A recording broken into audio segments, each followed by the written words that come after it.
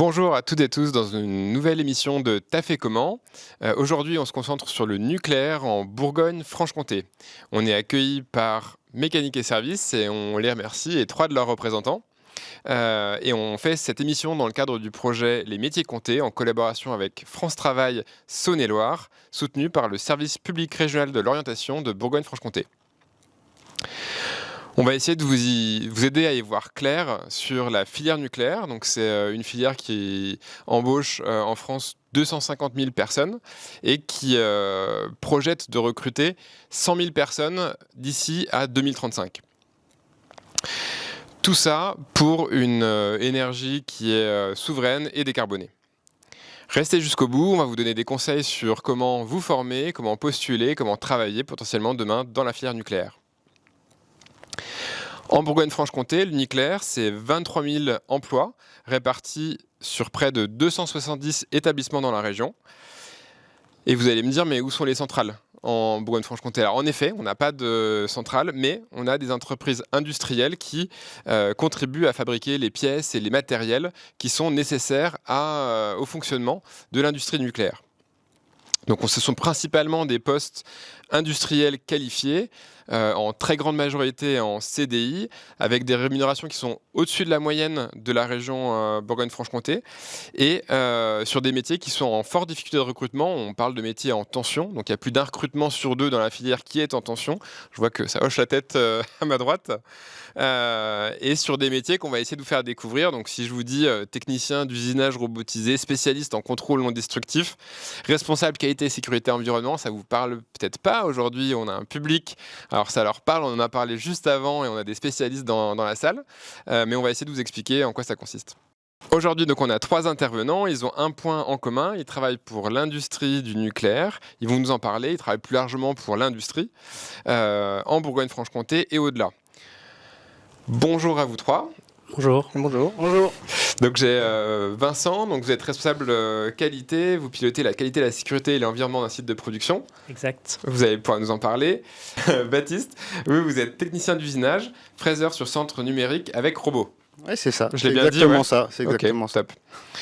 Et David, vous êtes certifié en contrôle et essai non destructif. Tout à fait, plus spécialement en reçuage et en visuel. Il va falloir nous expliquer parce que... Ça va venir. Merci. Justement, peut-être qu'on peut commencer par un petit tour de table, entre guillemets. Si en une ou deux phrases, vous pouvez nous décrire votre métier, en gros, c'est quoi? Et puis votre entreprise, déjà pareil, qu'on comprenne un peu mieux. Donc tout d'abord, Mécanique et Services est spécialisé dans l'usinage mécanique de précision depuis 1991. On est actuellement environ 40 collaborateurs et on travaille principalement dans le domaine du nucléaire. Mais pas que, mais aussi la pétrochimie, la machine spéciale et un petit peu de défense. On a effectivement autour de cette table donc, des collaborateurs qui œuvrent au quotidien pour faire des pièces de grande technicité pour pouvoir livrer nos clients dans différents domaines. Merci. Tous les deux, un ou deux mots sur votre métier? Moi, quand je suis arrivé, disons, chez Mécanique et Services, j'étais pas parti pour faire ça. Et puis, au fur et à mesure, j'ai découvert le contrôle non destructif. Puis, du coup, aujourd'hui, donc, je fais reçuage visuel. Après, c'est qu'une petite partie des contrôles non destructifs pour l'instant. Mais voilà, aujourd'hui, ça fait 3 ans maintenant que je fais ça. Que je fais ça au sein de Mécanique et Services. Alors du coup, je vais rebondir juste, c'était intéressant. Vous n'étiez pas parti pour faire ça, c'est-à-dire au départ. C'est-à-dire que c'est pas mon métier de base. C'était de base, quoi moi, votre je métier? suis usineur comme Baptiste. D'accord. Et petit à petit, on m'a pris une partie de mon emploi du temps pour faire du contrôle non destructif qui va aller plus en collaboration avec Vincent. Donc c'était une évolution en fait de votre C'est métier. ça. Vous êtes rentré dans un métier, puis on voit que finalement dans l'entreprise, vous avez pu évoluer sur d'autres fonctions Voilà, où on c'est ça. vous a formé. C'est ça. C'est l'avantage aussi des PME, c'est qu'il faut beaucoup de polyvalence. Et donc Dafid en fait partie. Voilà. Il en est la preuve. Très clair, merci. Voilà, donc moi je suis fraiseur sur des centres d'usinage de fraisage.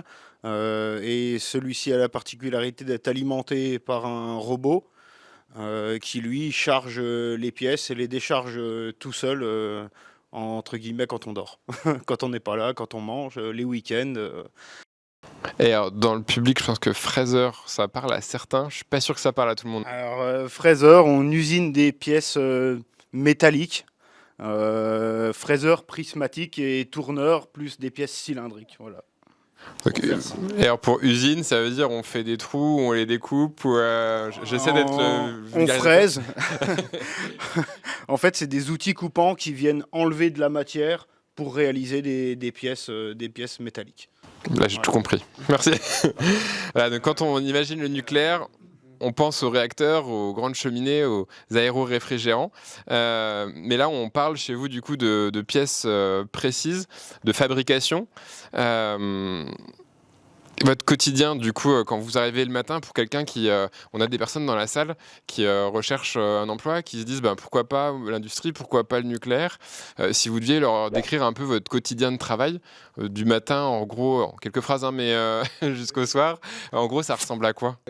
Pour moi, c'est assez simple parce que j'ai pas vraiment de machine comme Baptiste à mettre en route ou des choses comme ça, mais j'ai déjà une prise d'information à faire sur les pièces qu'il va m'être apportées, les normes que je vais devoir réutiliser pour faire mon contrôle. Je vais venir faire mes contrôles tout au long de ma journée et ensuite faire un rapport sur chaque pièce ou élément à contrôler qui va aller ensuite vers Vincent qui lui va valider si mon rapport est correct, et après c'est le client qui va avoir ça pour toute la vie de la pièce et savoir du coup si un jour il y a un problème, qu'est-ce qui s'est passé, est-ce qu'il y avait quelque chose sur la pièce au départ, est-ce que c'était bon, pas bon, des choses comme ça. Okay. Grâce aux activités par exemple de David, on va détecter des défauts qui peuvent des fois ne pas être vus à l'œil nu. Et grâce à ces activités, le client va nous autoriser ou pas à libérer le produit par rapport à un cahier des charges, un référentiel. Et c'est David, par rapport à sa compétence, qui va dire je valide ou je ne valide pas. Moi, j'ai une supervision par rapport à la traçabilité, par rapport à tous les éléments de mesure et de contrôle qui doivent mettre en œuvre. Mais c'est David le garant, en tout cas, de cette activité-là. Et comment vous faites pour mesurer concrètement, pour observer ce qui ne peut pas être vu à l'œil nu? Encore une fois, pour expliquer à des personnes qui pourraient s'intéresser à ça, mais il y a même des jeunes qui peuvent s'orienter vers ça, leur dire... Alors il y a différentes méthodes. En partant de la base, on va partir de la base de la matière avant qu'elle arrive chez nous. Il y a déjà des systèmes de contrôle par ultrasons qui peuvent déjà être faits en amont sur la matière, c'est-à-dire qu'ils vont venir voir à l'intérieur de la matière s'il y a un défaut, quelque chose qui pourrait compromettre la fabrication de la pièce ou l'utilisation de la pièce. Nous, après, quand on le reçoit, on va aller l'usiner vers Baptiste. Et moi, ce que je fais ici, c'est que du contrôle de surface. C'est-à-dire que là, après, une fois que la pièce est totalement terminée, je vais venir appliquer des produits sur la pièce qui vont, eux, révéler de façon plus grossière le défaut. Donc, c'est-à-dire que ce qu'on ne voyait pas à l'œil nu va s'amplifier sous les produits et du coup va permettre de dire là, il y a tant de défauts et on peut considérer que s'il est d'une taille trop grande, c'est-à-dire même s'il n'est pas visible à l'œil nu, il peut être soit trop profond ou soit trop long par rapport au cahier des charges du client. En fait. D'accord. Grâce à David, on voit des fissures dans la pièce qu'on ne voit pas à l'œil. Quand il applique ces produits, il pénètre dans la matière, ces produits-là, et avec d'autres produits, il vient les faire révéler. Et c'est cette différence, entre guillemets, entre la pénétration et la révélation qui permet à David de dire si la pièce est conforme ou pas. Ok, donc je comprends. David, il vient le matin, il arrive à contrôler soit des matières qui vont être usinées, soit des matières plutôt des pièces qui ont été usinées, pour regarder à chaque fois si c'est conforme à ce qu'attendent vos clients. Et c'est des choses très sensibles, de grande qualité, etc. Donc il faut vraiment des techniques spéciales. Souvent, ce sont des pièces qui ont déjà une forte valeur ajoutée, puis aussi qui ont une haute technicité au sein des centrales ou des différents composants, ou qui vont être soumis à des fortes soit températures ou des gros efforts ou des choses comme ça. Et du coup, pour garantir l'intégrité de la pièce, on fait ce genre de contrôle. Ok. Et du coup, vous, Baptiste, quand vous arrivez le matin... Alors moi, le matin, quand j'arrive, avant de lancer le robot, il faut régler les pièces sur la machine. Donc moi, je fais déjà une première pièce pour vraiment que la machine la sorte au plan, aux cotes, conforme. Et une fois que tout ça est validé, je remonte, si c'est une série, plein de pièces dans le robot. Je lui rentre un programme dans le robot, celui que j'ai validé juste avant. Et le soir, quand je m'en vais, je dis au robot, fais-moi ces pièces pendant la nuit. Et le lendemain matin, on arrive, les pièces sont terminées. Bonnes. Mais ça a l'air sympa, du coup, pendant toute la journée, quand le robot bosse. Voilà, on est arrivé à un point où on a mis une deuxième machine sur le robot. Donc il y en a une qui est souvent en train de tourner sur des pièces en série. Et d'autres où là, c'est pas de série et il faut que je sois devant la machine pour faire la pièce en unitaire qui a vraiment une valeur ajoutée. Où on peut pas envoyer cette pièce la nuit sans contrôle pendant l'usinage. Voilà, c'est les pièces forte valeur ajoutée. Elles sont faites en journée avec une présence. Et les pièces, on va dire de série, sont faites la nuit, le week-end. Voilà. Et du coup, vous, Vincent, en tant que responsable qualité, sécurité, environnement, pareil, votre quotidien, vous arrivez le matin? Donc j'arrive le matin, je viens contrôler les pièces que Baptiste me fournit parce que son robot a travaillé dans la nuit. Moi, c'est pas le cas. Donc je contrôle ces pièces à réception par rapport aux dimensions, à un plan que le client nous a fourni. Et en fonction de ma journée, je viens libérer des produits pour qu'on puisse livrer les clients. Voilà. Et puis je fais des contrôles aussi un petit peu intermédiaires sur d'autres machines. Il n'y a pas que Baptiste, heureusement, dans l'atelier. D'accord, très clair. Peut-être une question, justement. Alors, on a vu que les parcours au sein de l'entreprise peuvent évoluer, d'un métier d'arriver vers un métier que vous faites aujourd'hui. Mais peut-être à la base, déjà, qu'est-ce qui vous a, vous, amené en fait vers l'industrie, vers le nucléaire? Dans une précédente émission, il y a quelqu'un qui était dans l'industrie aussi et qui me disait que c'était Iron Man. En fait, c'était la vision du gars qui peut sauver le monde grâce à de l'ingéniosité, etc. Alors, est-ce que vous êtes un fan de Marvel aussi? Non, pas forcément. Pas forcément, non. Un fan d'Iron Man ou pas? Et donc, vous, qu'est-ce qui vous a motivé? Qu'est-ce qui vous a orienté vers ces formations ou ces métiers-là? Moi, déjà, à la base, c'est mon père qui avait son entreprise. Donc du coup, depuis tout petit, je suis bercé dans la métallurgie. Y aller les week-ends avec lui. Enfin voilà, j'ai beaucoup passé de temps dans les entreprises, les week-ends quand j'étais petit. Et puis ça m'a plu. Et puis les machines, j'aurais bien voulu piloter une machine. Donc enfin voilà, c'est intéressant. Hein. J'ai un fils de 5 ans qui, quand il visite l'entreprise, il a envie de piloter les machines. Hein. C'est impressionnant à voir. Donc je me suis lancé dans l'usinage, hein, BEP tourneur-fraiseur, bac pro technicien d'usinage, et puis voilà, tout en apprentissage, en alternance, 2 semaines, 2 semaines, et puis voilà, j'ai continué dans ce métier-là. Et très content d'y être. Et très content d'y être. Bon, super. David, vous du coup, c'est encore une fois ma question sur est-ce que c'est des super-héros de la mécanique ou un autre parcours qui a fait que vous êtes allé vers ce premier métier d'usineur, cette formation? Moi, à la base, j'étais quand même intéressé par la mécanique, parce que mon père, lui, était un mécanique automobile, et puis mon frère aussi. Mais j'ai voulu m'orienter dans autre chose, mais rester quand même au sein de la mécanique. Et puis du coup, j'ai découvert par un ami à mon père qui travaillait dans l'outillage ce métier pendant mon stage de 3e. Et donc du coup, je suis parti là-dedans direct. Donc j'ai fait un bac pro d'études et réalisation d'outillage qui n'existe plus, et un BTS en outillage. Et du coup, là, aujourd'hui, c'est très similaire. C'est pas tout à fait le même métier, parce que c'est d'autres machines que ce qu'on fait ici. Mais ça a un lien quand même. Chez Mécanique et Services, on a ce genre de machine quand même un peu. Et après ça, non, ça m'a passionné. C'est un peu comme un sport, en fait. C'est venir le matin et puis faire de son mieux pour au final avoir la satisfaction de réussir une pièce du premier coup et de se dire que tout s'est bien passé comme on le souhaitait, quoi, comme on voulait que ça se passe. Des challenges tous les jours. Voilà. Ok, très clair. Et vous, Vincent, du coup, pour devenir responsable qualité, qu'est-ce qui vous a amené vers ça, attiré à ça? Moi, j'ai fait un bac général et puis comme peut-être beaucoup de jeunes actuellement, on est un peu perdu sorti du bac. Donc, je ne savais pas trop quoi faire. J'aime l'environnement plutôt. Et j'ai beaucoup de bienveillance envers les gens. Donc voilà, j'aime bien aider les gens. Donc, je me suis dit, il y avait une formation qualité, sécurité, environnement en termes de licence. Donc, j'ai fait ce cursus-là. Et puis, je me suis vraiment intéressé après à l'industrie. Et là, ça commençait à devenir intéressant, la technique et l'industrie. C'est pour ça que j'ai poussé en Master 2, toujours en qualité, sécurité, en environnement dans l'industrie. Et de fil en aiguille, j'ai eu un premier emploi dans l'industrie qui m'a donné envie de continuer au niveau de l'industrie du nucléaire. Et puis aujourd'hui, je suis chez Mécanique et Services et j'en suis très heureux et je ne changerai pour rien au monde en tout cas. Et c'est pour ça que tous les gens qui ont contribué à ce succès, je les remercie aussi aujourd'hui. Grâce à tout ça, je m'épanouis pleinement avec des collègues de travail et j'en suis fier. Bon, bah, Merci à vous. Merci de ce témoignage, très, très intéressant.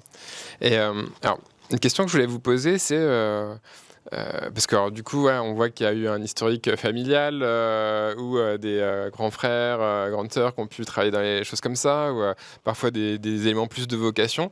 On voit qu'en effet, vous parliez de la terminale, et aujourd'hui, le grand sujet, c'est Parcoursup, ou quand on se reconvertit aussi après une expérience. Quel conseil vous pourriez donner à des jeunes ou à des personnes en reconversion qui pourraient se dire, moi j'aime faire ça, tiens, ça c'est un bon signe de l'industrie, ça pourrait t'intéresser, le nucléaire, ça pourrait t'intéresser, ou à des parents qui vont dire, bah, moi je vois que ma fille, elle s'épanouit pleinement quand elle est sur tel type de hobby, ou elle a tel type de qualité, ça peut-être que c'est un bon signe, c'est un signal faible en fait que peut-être l'industrie ça pourrait être une bonne voie pour toi. Pour commencer, moi je trouve que la rigueur, c'est très important. Quand on est quelqu'un de méticuleux et de rigoureux dans le monde du nucléaire, mais aussi de l'industrie, c'est vraiment la porte d'entrée.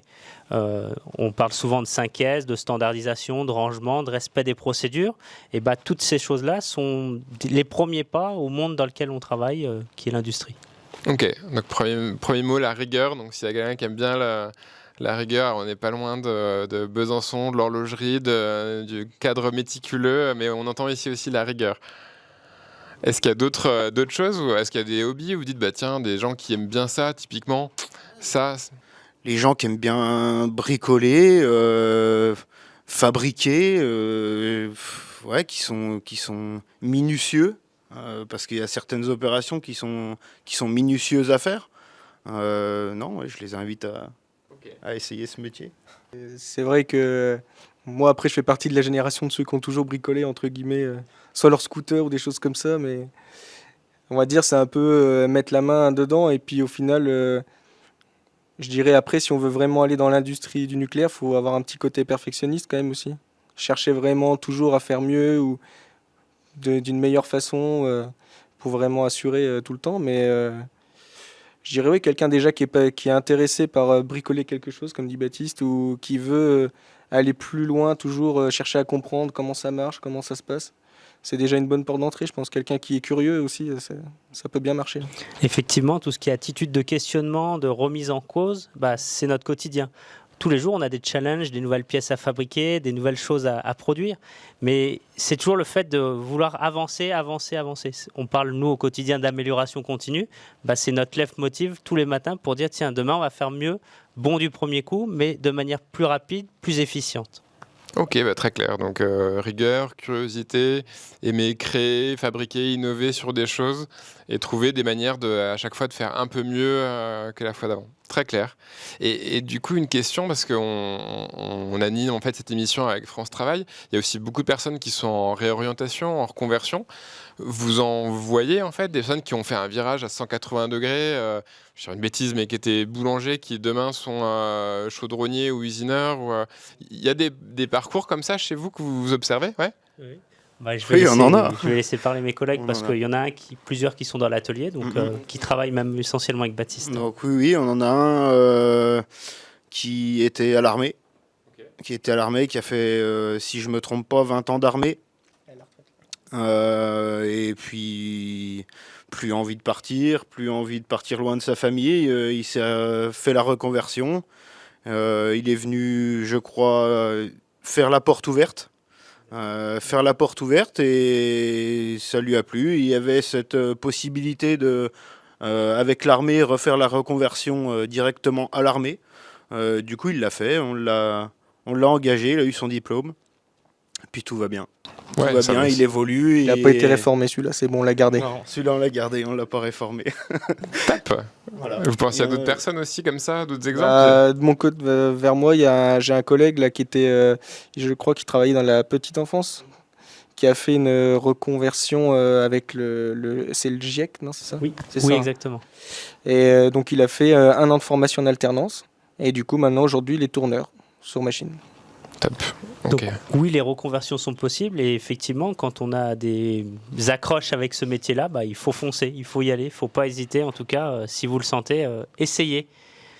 Et ce que j'entends, ouais, c'est que par la découverte, l'immersion, la curiosité, la personne là, qui était venue pendant des journées portes ouvertes, ça a permis finalement de rompre des barrières un peu psychologiques. Ouais, et puis de découvrir aussi du coup le métier, parce que je pense que pour le découvrir, il faut déjà aller le voir. On veut pas se lancer dans quelque chose si on s'est pas un minimum renseigné et qu'on a vu un petit peu ce que c'était. Non, je pense que c'est des bonnes solutions pour entamer une nouvelle vie professionnelle, quoi.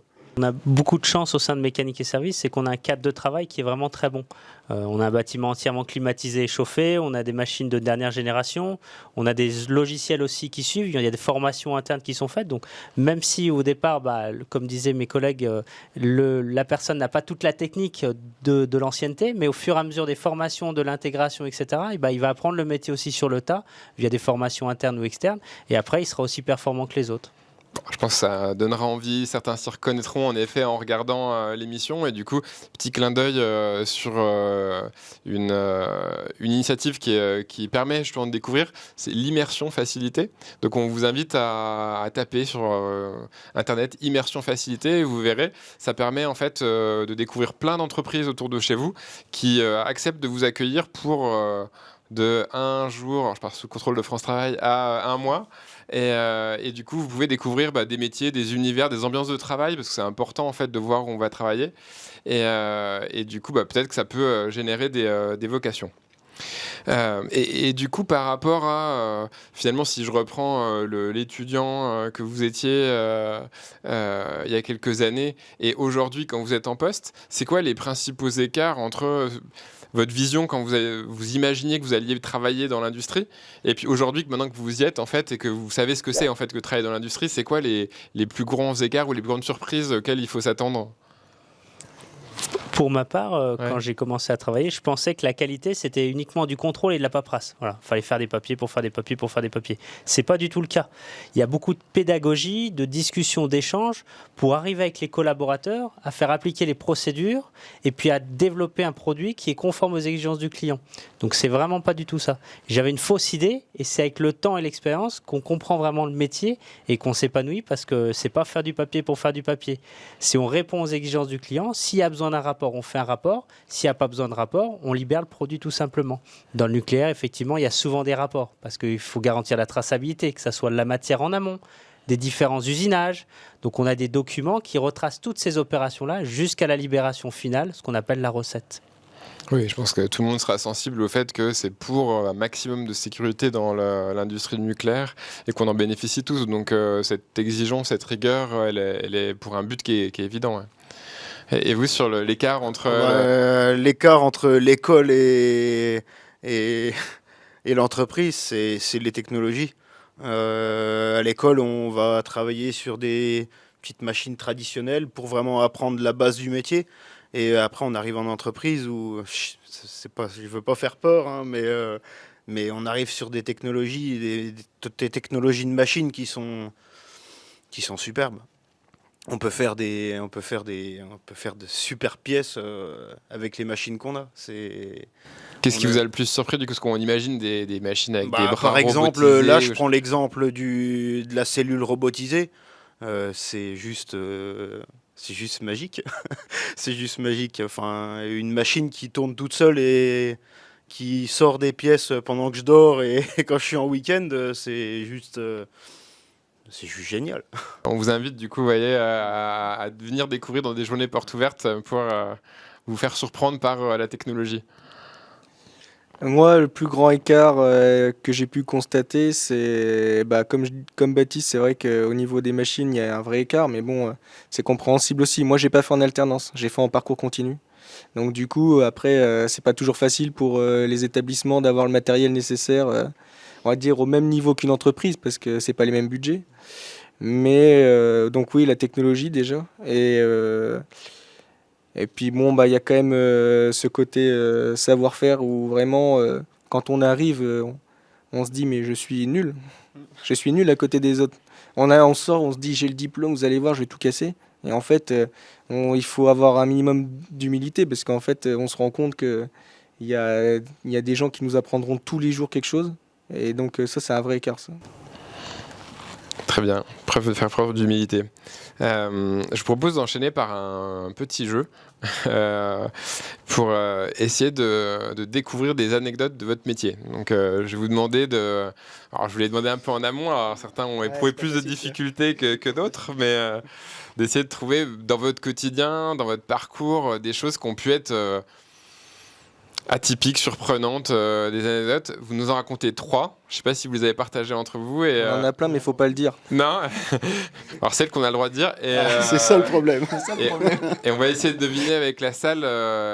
Donc, laquelle est fausse. Donc il y en a 2 qui sont vraies dans les anecdotes et une qui est fausse. On doit deviner laquelle des anecdotes est fausse. Qui veut se lancer? Je vais commencer. Ouais. J'ai déjà passé plus de temps à expliquer une procédure qu'à faire la pièce. Ok. Voilà. Un soir d'été, je me souviens avoir passé plus de temps dans l'atelier à faire partir le pigeon qui était rentré dans l'atelier qu'à fermer le bâtiment.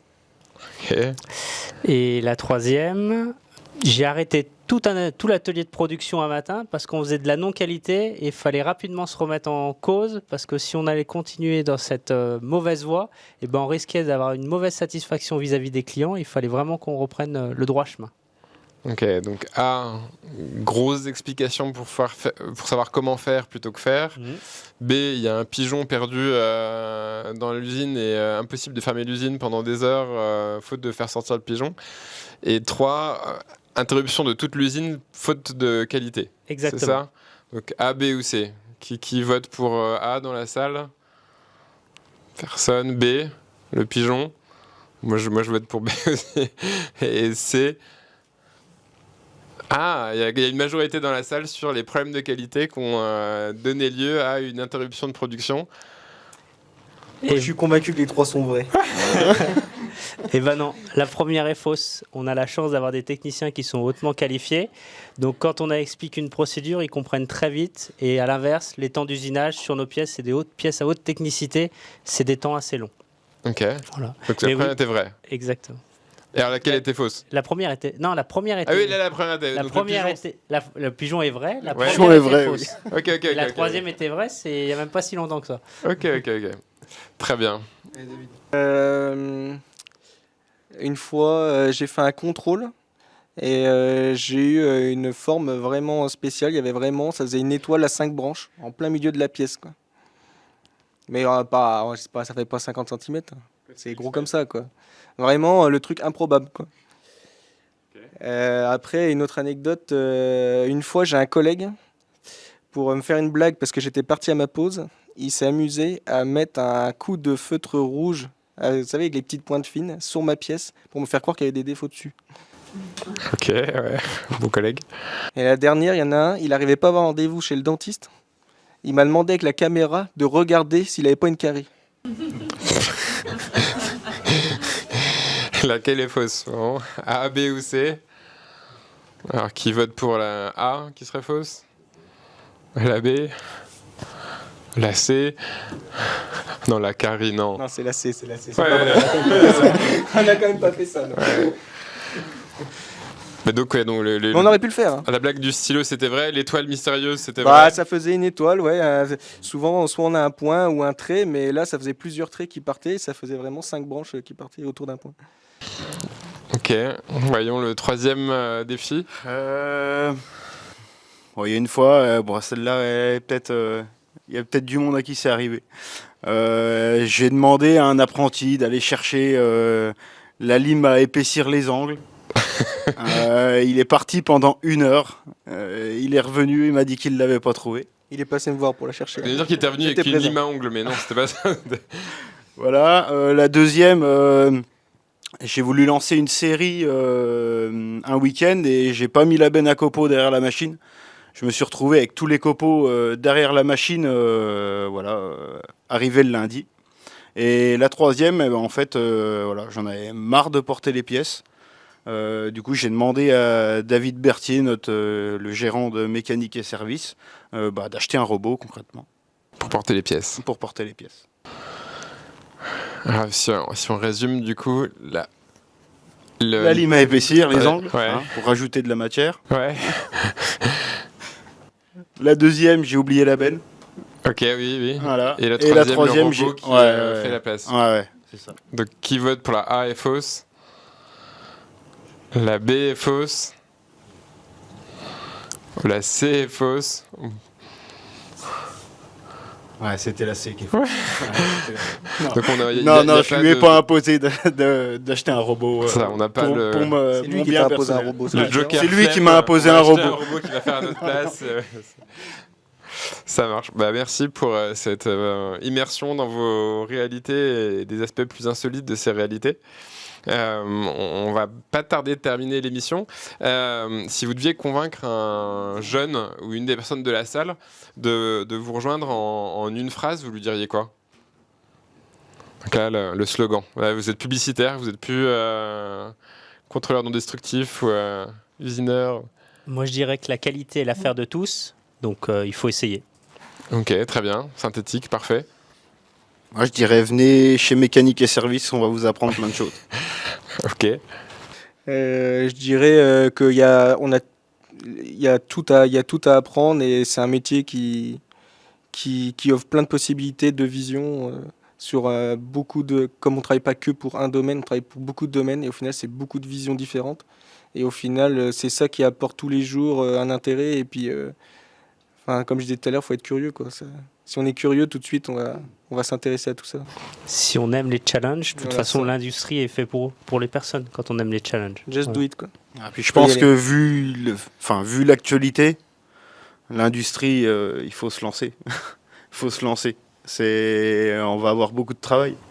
On va avoir beaucoup de travail. En termes de souveraineté, en termes de tout, de toute façon, il faut produire pour nous déjà. Donc il faut continuer à faire ça. Bah, merci de ces témoignages. Juste pour finir sur une note plus pop culture, alors, il y en a beaucoup qui sont sur les réseaux pour regarder des séries, des films, etc. Si vous deviez recommander un film ou une série qui permettent de découvrir alors, soit le nucléaire, soit l'industrie, et qui soit bien faite selon vous, réaliste et pas justement dans le cliché, la caricature, vous avez en tête des titres à nous recommander? Alors je dirais quelque chose, mais c'est plus par rapport au nucléaire, c'est peut-être Tchernobyl, mais sinon... Ouais, j'avais pensé à la série de Tchernobyl. Voilà.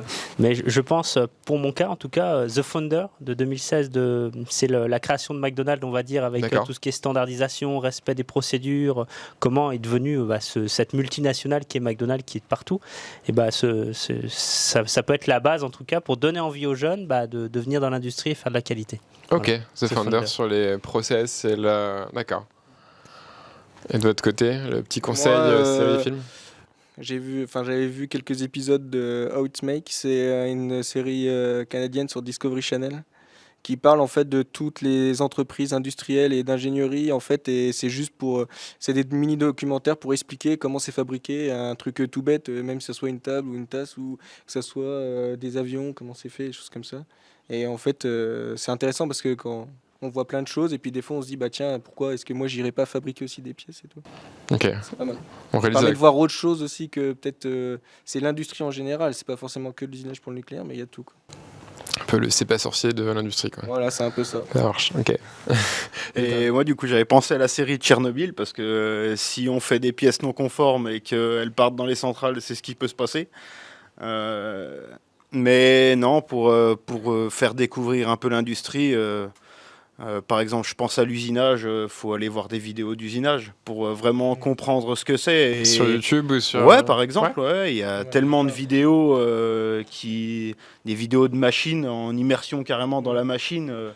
Voilà, je pense Même que c'est nous, ça qu'il faut regarder pour vraiment se donner une idée de ce qu'est l'usinage.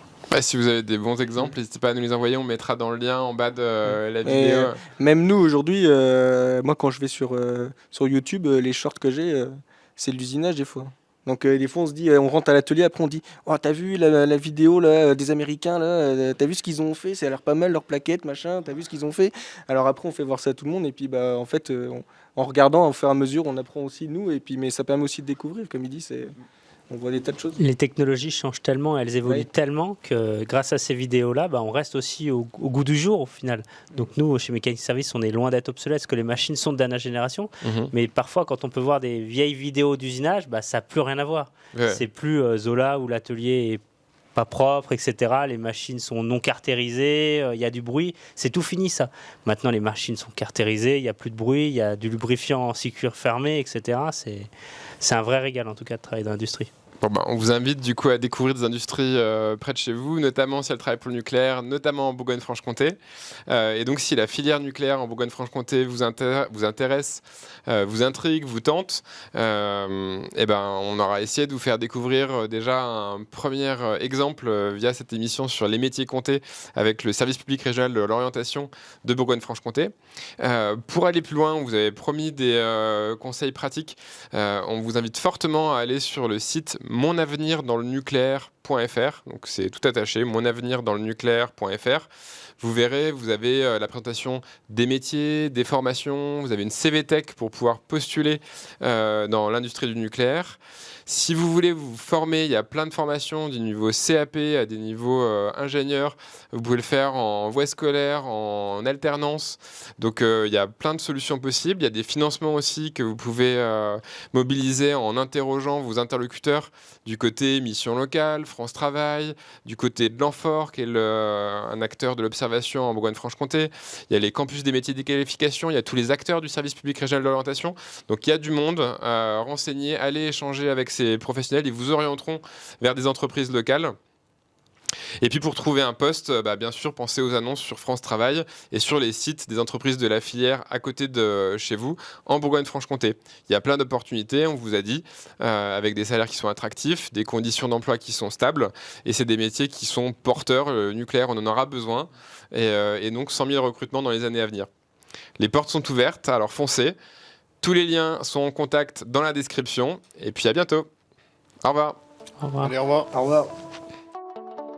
Est-ce que le public a, au regard de ces brillantes interventions de nos ambassadeurs de l'entreprise et de la filière, des questions à leur poser? Est-ce que votre métier, vous avez envie de le montrer sur les réseaux sociaux ou sur Internet?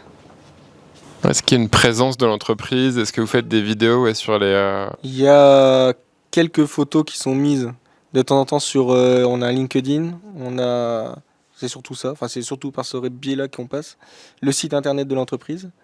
Mais en général, c'est pas évident parce que dans le secteur du nucléaire, montrer des photos ou des choses comme ça, c'est beaucoup de choses confidentielles, donc c'est pas toujours évident d'être sur les réseaux sociaux.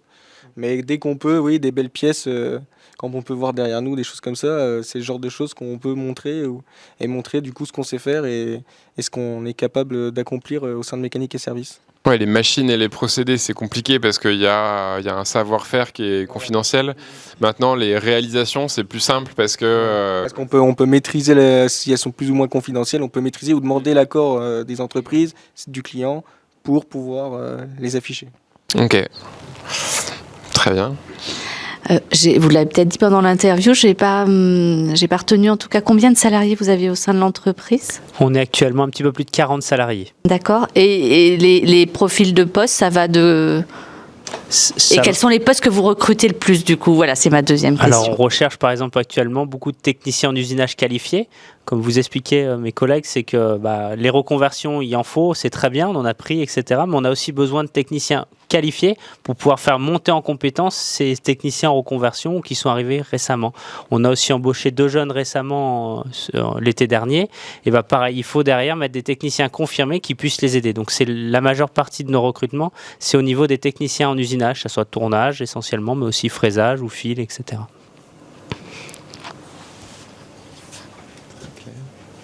Juste à côté.